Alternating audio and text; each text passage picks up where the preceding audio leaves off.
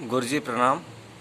मेरा आज का एक प्रश्न है, पिता पुत्र के क्या कर्तव्य होते हैं? बहुत बहुत सुप्रभात। राधे श्याम, सीताराम, जय श्री कृष्णा, जय श्री राधे।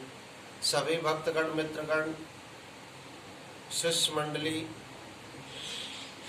को हमारा बहुत बहुत प्रणाम स्वीकार हो। आज का प्रश्न है भक्त का कि पिता के पुत्र के प्रति और पुत्र के पिता के प्रति क्या कर्तव्य होना चाहिए, यानी पुत्र और पिता के कर्तव्य क्या होते हैं, ये जानने की आकांक्षा है। बड़ा सुंदर प्रश्न है आज के समय में कि पिता पुत्र के बीच में जो दिनों दिन खाइयां बढ़ती चली जा रही हैं, उसका कारण क्या है, मूल कारण क्या है, उसका वो समझने की आवश्यकता है। देखिए, माता पिता का हमारे जीवन में महत्वपूर्ण स्थान है। पिता हमेशा बच्चे का भविष्य निर्माता होता है, माँ संरक्षण करती है। पिता के बिना माँ भी अधूरी होती है। वो स्थान माता का है और एक स्थान पिता का भी है, लेकिन माँ से पिता का स्थान भी कम नहीं होता। वर्तमान समय में पिता का गौरव क्षीण होता चला जा रहा है। हमारे माता पिता स्थान जीवन में उसी प्रकार है जैसे शरीर में हृदय और मस्तिष्क का स्थान होता है। पिता के 4 गुण और 4 दोष होते हैं।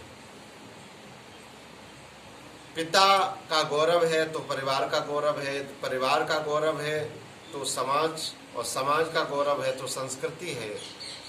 इस प्रकार आज पिता की गरिमा खंडित हो रही है तो उसके उत्तराधिकारी पुत्र ही हैं, परंतु कहीं पिता भी उत्तरदायी होता है।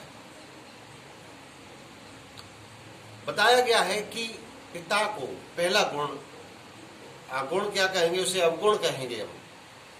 पहला अवगुण जो होता है वो पिता का जिद्दी होना। नहीं, पिताजी कह दे, जो मैंने कह दिया वो कह दिया, सही हो या गलत हो वही होगा जो मैंने कह दिया।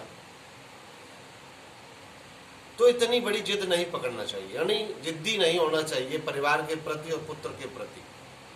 दूसरा है पिता का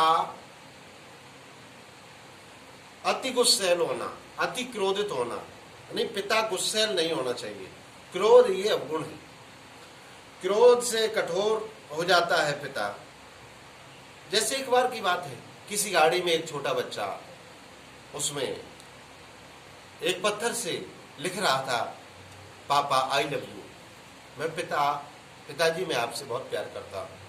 लेकिन पिताजी ने देखा बच्चा मेरी गाड़ी को खराब कर रहा है तो बच्चे की पिटाई कर दी। बच्चा रोने लगा। जब रोने देखा कि ये क्या लिखा था, उसमें लिखा था, पिताजी मैं तुमसे बहुत प्यार करता हूँ। तो ऐसा भी नहीं होना चाहिए। तीसरा अवगुण जो होता है, पिता अक्कड़ स्वभाव का नहीं होना चाहिए। जो करूंगा मैं करूंगा। संतान काबिल हो तो निर्णय लेने देना चाहिए, लेकिन पिता इतना वो हो जाता है कि जो भी है, जो भी कर रहा हूं मैं सही कर रहा हूं, जो करूंगा मैं करूंगा। अगर वो काम गलत है और पुत्र अगर काबिल है तो पिता को अक्कड़ स्वभाव नहीं होना चाहिए। चौथा है अधिक मीन मेघ निकालना, टीका टिप्पणी करना। कोई भी काम अगर पुत्र करके आता भी है तो उसको प्रशंसा न करके उसकी मीन में से मेघ निकालते हैं तो उचित नहीं होता है। तो इस प्रकार से पिता के जो कुछ अवगुण कहेंगे ये नहीं होना चाहिए। अब पुत्र के अंदर क्या होना चाहिए? पुत्र में सकारात्मक सोच होना चाहिए, अच्छा नजरिया होना चाहिए। जैसे बुरी संगत में पुत्र पड़ गया, खाना पीना रहना चलना बोलना सब उसका बदल जाता है, तो इस तरह का पुत्र नहीं होना चाहिए। दूसरा, पुत्र के अंदर सहनशीलता होना चाहिए। पिता को भी सहनशील होना चाहिए, पिता को भी सकारात्मक सोच वाला होना चाहिए, और पिता को हमेशा पुत्र की भावनाओं की कदर करनी चाहिए अगर अच्छी भावनाएं हैं तो, और संवेदनशील होना चाहिए। इसी तरह से पुत्र को साहसी होना चाहिए, पुत्र पराक्रमी होना चाहिए और समस्याओं से लड़ने की उसके अंदर क्षमता होना चाहिए। ये पिता का कर्तव्य है, उसके अंदर क्षमता पैदा करे, उसे आत्मनिर्भर बनाए। पुत्र के अंदर सेवा भाव होना चाहिए,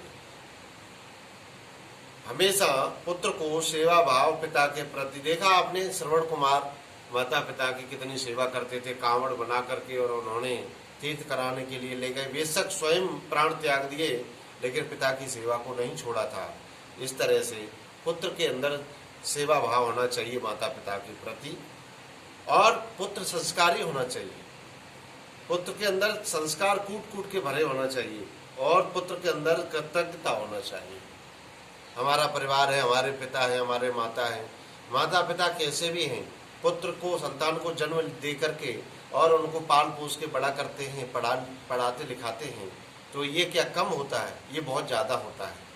तो हमें जो है कभी भी ऐसा नहीं होना चाहिए कि पिता के प्रति हमारा भाव, हमारा नज़रिया गलत नहीं होना चाहिए। इस तरह से पिता पुत्र के संक्षिप्त मैंने गुण और दोष बताए हैं, और अगर ऐसा है आपके अंदर तो आप उन्हीं को अमल करें जो इसमें अच्छा है। बहुत बहुत धन्यवाद, शुक्रिया, सुप्रभात, राधे राधे, जय सिया राम।